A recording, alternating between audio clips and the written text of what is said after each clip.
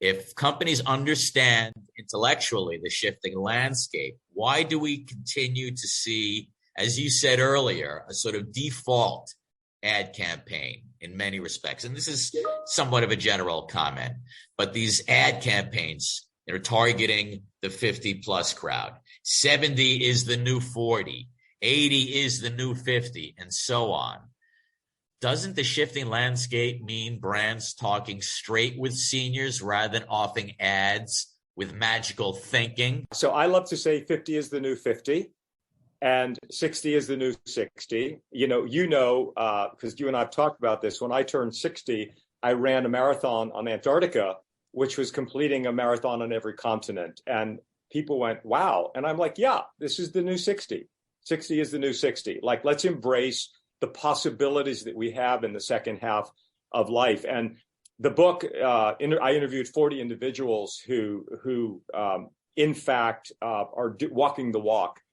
It's really, it goes back to this assumption that people that are 50 and older want to be chasing their youth.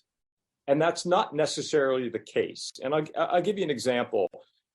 We looked at 25 luxury advertising campaigns this past spring. And these were the most expensive, $3,000, $4,000 handbags, high-end fashion, etc.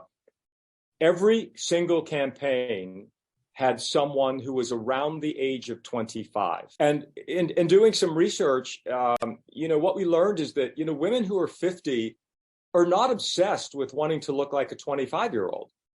They're more obsessed about wanting to be, a vibrant, dynamic 50-year-old, and they want to see other women like them and show them in representation. So the luxury advertising world are some of the worst offenders because they think that everyone wants to look like, they're chasing their 25-year-old self. And quite honestly, the women who can afford to buy a $3,000 handbag, are, successful, seasoned professional women who have a propensity for buying luxury products.